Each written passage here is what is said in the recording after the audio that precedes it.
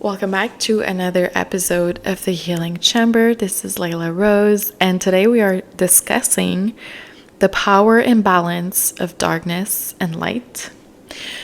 Where do we begin? So I love talking about darkness because I feel like there's a lot of misunderstandings and misconceptions about what it means and how we can use the power of darkness. Most people are afraid of it. For many different reasons. A lot of people, actually most people, are afraid of their divine self, their God self, mostly because of religion, I would say, but also because of the generational trauma and programming that, we've been experiencing.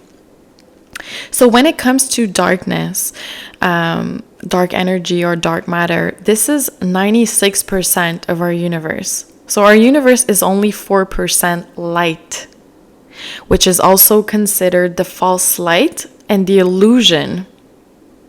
So that's why when we do some manifestation practices, we work with the subconscious mind at night with the moon, because it's much more powerful. It controls 96%. Our subconscious mind controls 96% of our daily actions.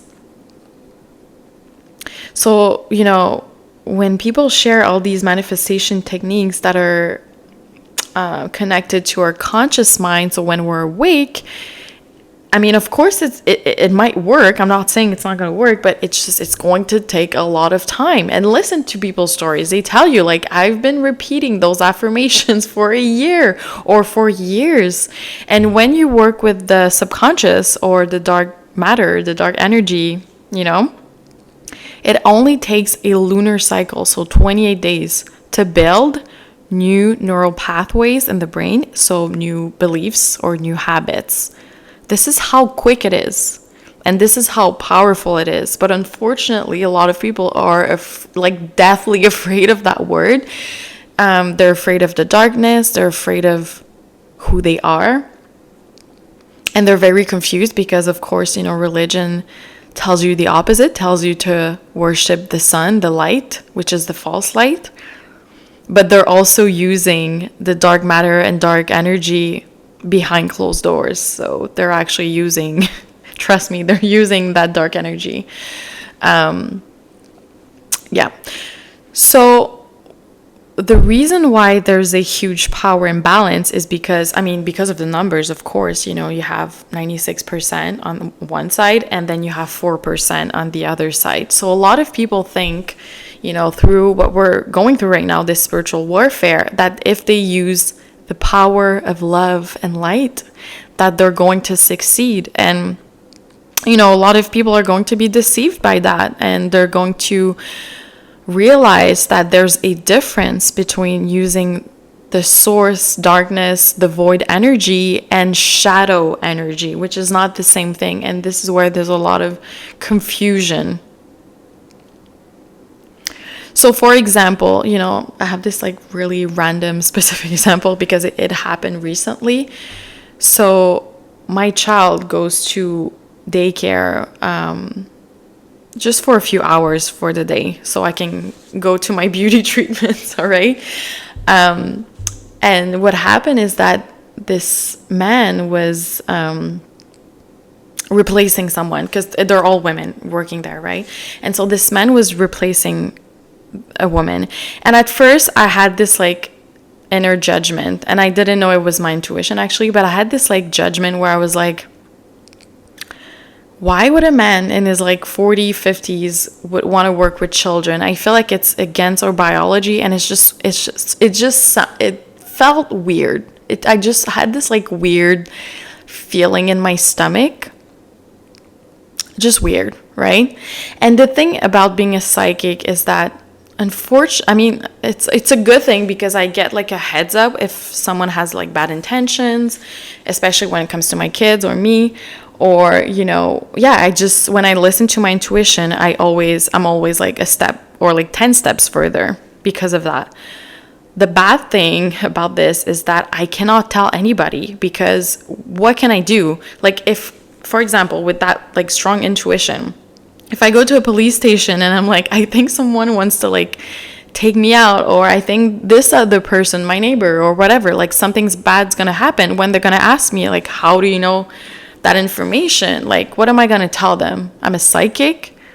Because, and I get it, trust me, I get it, because so many people would, if there was a law where you could just go to the police station and tell people that, you know, there's a lot of people that would abuse of this power and then lie, you know, because then how do you calculate that? It's not tangible, you know. And I get it. I'm like, okay, I get it.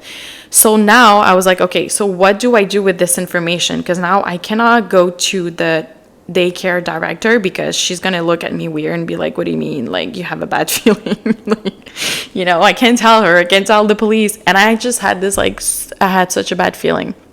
And, you know, I have a lot of love for my kid, and I'm like, I don't want my kid to stay there. So what I did is I actually came back, like, not even like an hour later, and I was like, oh my God, I forgot my kid has like this doctor appointment. And I lied. So I took my kid out, because I was like, I'm not letting my kid, especially during, for some reason, I was like, it's during nap time when kids are like, you know, sleeping. And I was like, that's where things, you know, you don't see what's going on, and they don't know what's going on. And I was like, I'm not putting my child in that vulnerable situation.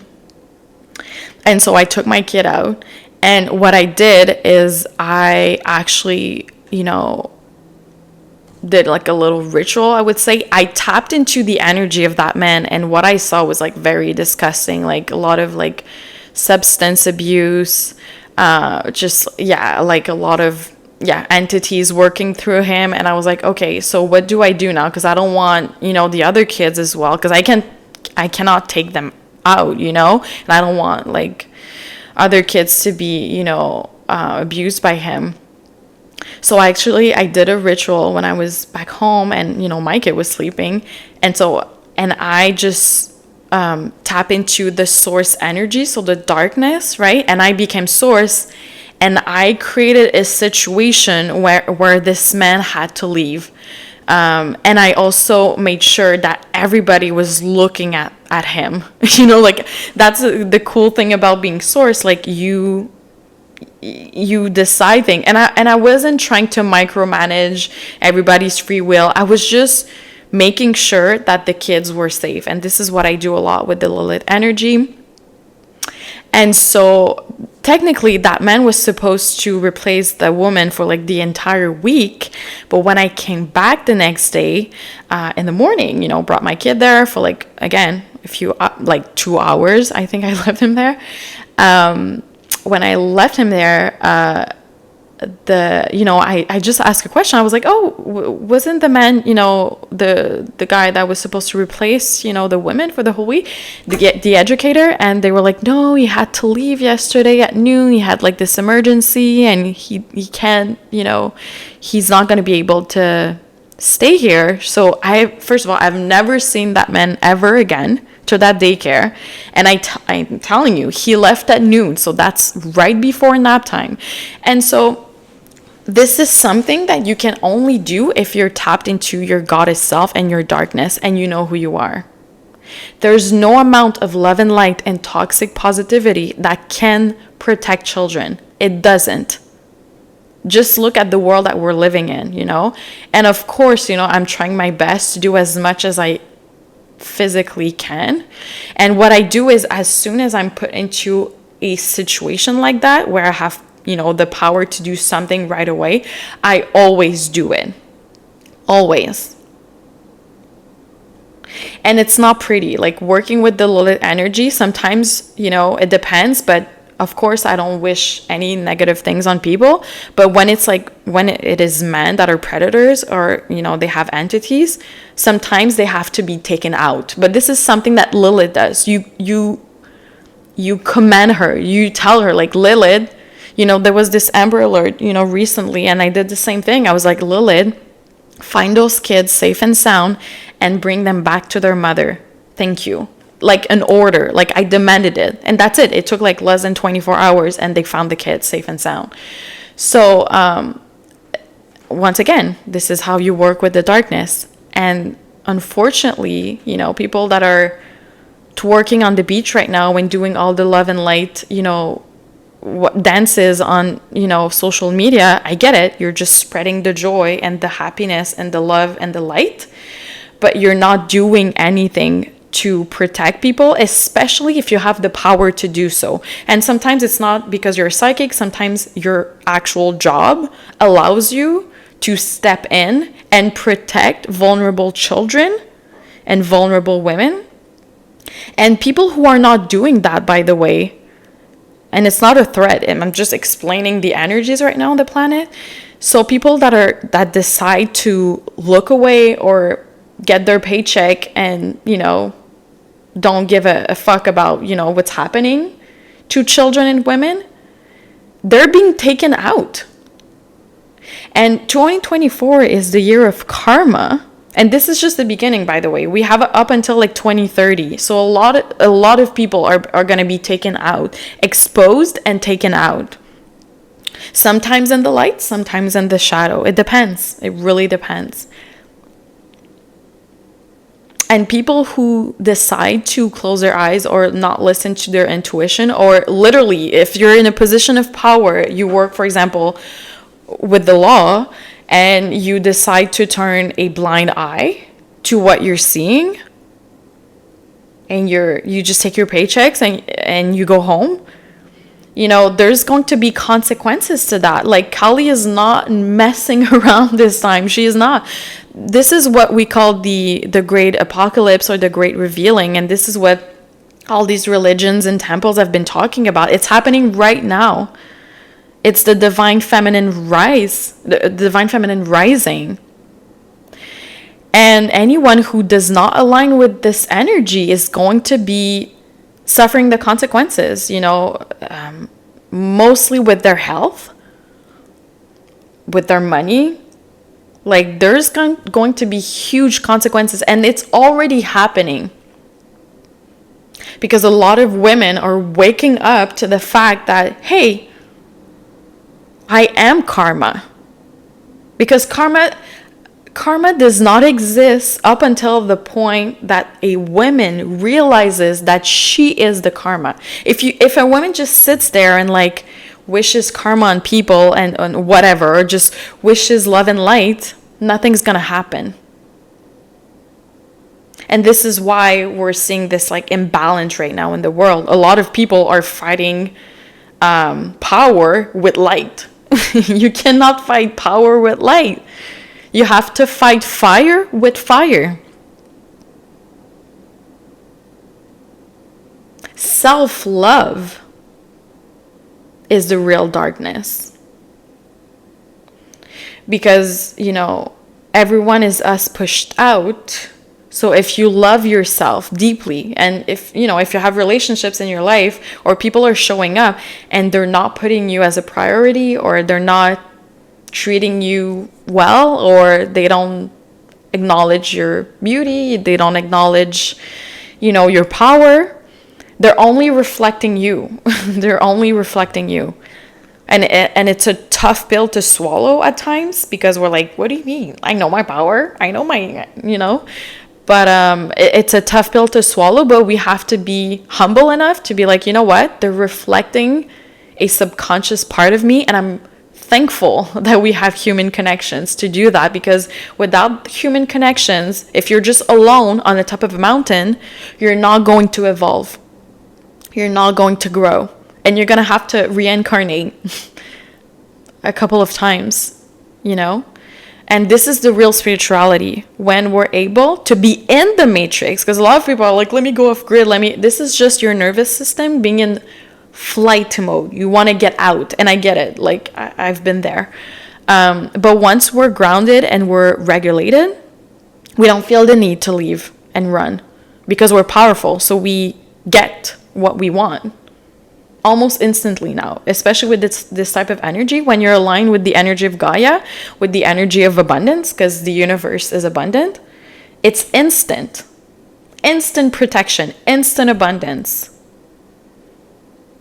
And the men that are aware of that, there's very few, but the men that are aware of that, They're being very mindful about their actions, and they're being very mindful about their shadow and how they can alchemize their shadow and integrate it so they can treat their inner feminine well, their inner divine feminine well. And then, of course, the end result is them treating the divine feminine outside of themselves, so their sister, mother, wife, daughter, well. And they're going to provide for them. That's just another end result of that, basically. So yeah, that was kind of like a little ramble here and there, but you get what I'm saying. Like, we have to fight fire with fire. And, a spiritual warfare is not, a lot of people are in denial right now, and they just, for some reason, they just don't want to discuss it, which is fine, because I get it. A lot of people are in situations that we know nothing about. A lot of influencers are under very abusive contracts, but again, people at least get to see it now, because we can see who is a slave and who is a master, because masters are not afraid to talk and the slaves are, unconscious. Most of them still are, or they're afraid of their own power. And because they're afraid of their own power, they get into situations where there's a lot of power imbalances. So the only way out is through, the only way we can ascend is through the root, by grounding ourselves and being anchored and having a regulated nervous system and alchemizing all the bullshit, so we can build the new earth on a very strong foundation. This is what we're doing collectively, by the way. 2024 is the year 8, the year of Saturn, and the year of Kali, and this is connected to the root chakra. So it's not fun right now. Like, there's a lot of a lot of people are getting their karma, and for some people it's good, some people it's bad. It depends on your daily decisions and if you're aligned with your North Node, with your life mission, basically. All right, so that's it for today's episode. Let me know what you think. Don't forget to comment and give me some suggestions as well. And I'll see you tomorrow for our next episode.